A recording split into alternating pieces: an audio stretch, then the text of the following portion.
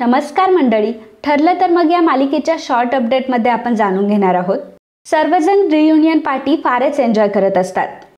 अर्जुन सर्वांना म्हणत असतो की आजची रियुनियन पार्टी खऱ्या अर्थाने इनकम्प्लीट आहे, कारण आपला जवळचा मित्र कुणाल आपल्यासोबत नाहीये.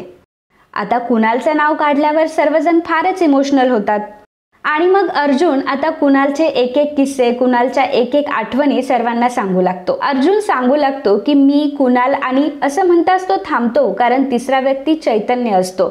आणि तो सांगू लागतो की आम्ही जेव्हा सर्वजण मूवी बघायला गेलो होतो तेव्हा मला अजूनही आठवतंय की रंगपंचमीचा दिवस होता आणि कुठली बरं ती मूवी होती. तेव्हा चैतन्य लगेच सांगतो की 3 इडियट्स.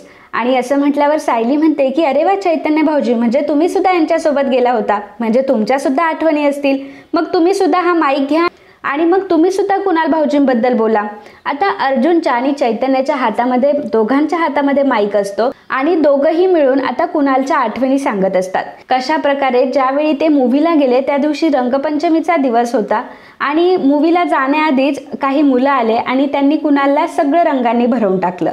अगदी पायापासून डोक्यापर्यंत तो पूर्ण रंगांनी भिजलेला होता आणि तरी सुद्धा तो आमच्यासोबत मूवीला बसला होता.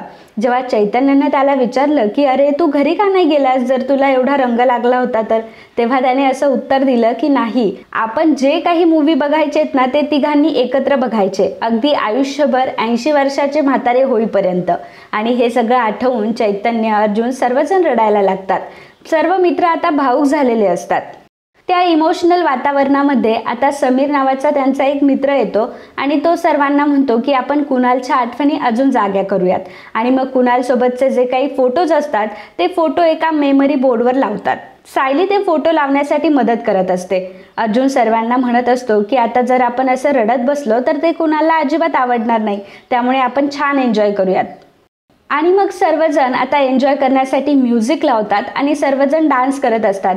तर सायली मात्र त्या मेमरी बोर्डवर फोटो चिटकवत असते आणि त्याच वेळी तिच्या हाताला एक फोटो लागतो आणि त्या फोटोमध्ये तिला साक्षी शिकरे दिसते आणि तिने कुठल्या तरी मुलाला मिठी मारलेली असते. अर्जुनला तिला ही गोष्ट सांगायची असते, परंतु अर्जुन तेव्हा नाचण्यामध्ये आणि मित्रांसोबत एन्जॉय करण्यामध्ये बिझी असतो, त्यामुळे ती थांबते. साक्षी बाहेर गेलेली असते. जेव्हा ती आतमध्ये येते तेव्हा केदार पुन्हा एकदा साक्षीला भेटतो. केदार पुन्हा एकदा साक्षीला विचारतो की साक्षी, मला आत्ता आठवलं की मी तुला कुठे बघितले ते. तुझा आमच्या कॉलेजशी काहीतरी संबंध होता आणि मी तुला कुणाल सोबत कधीतरी बघितलंय आणि तू कुणालच्या कॉन्टॅक्टमध्ये होतीस का? साक्षी खूप घाबरलेली असते आणि ती विचार करत असते की बापरे, याने तर माझा डायरेक्टली कॉन्टॅक्ट कुणालशीच लावलाय. साक्षी त्याला उत्तर देते की हे बघ, मी इथे कोणालाही ओळखत नाही, मी फक्त चैतन्यालाच ओळखते आणि कोण कुणाल, मला तर कुणालबद्दल काही माहीत नाहीये.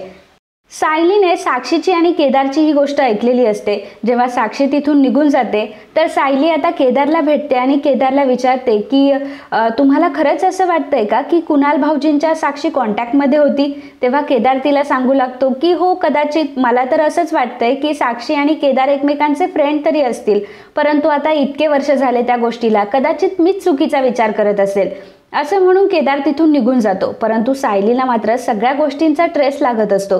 सायली विचार करते की अर्जुन सरांनी सांगितलं होतं की कुणालने सुसाईड केलं होतं आणि तेही एका मुलीमुळे. एका मुलीवर त्यांचं प्रेम होतं आणि त्या मुलीने त्यांना धोका दिला होता. मग ती मुलगी साक्षी तर नसेल ना?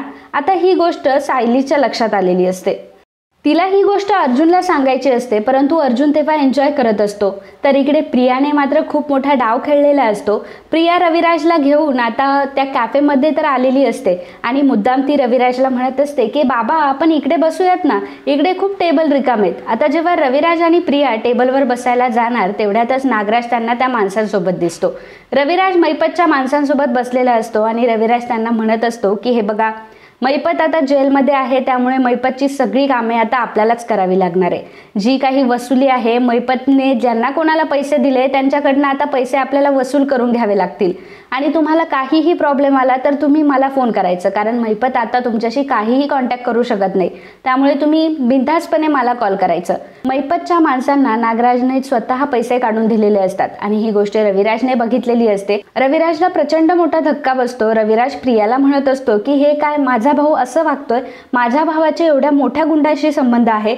आणि तो नागराजला जाब विचारायला जाणार तेवढ्यात प्रिया म्हणत असते की बाबा प्लीज तुम्ही आता असं काही करू नका.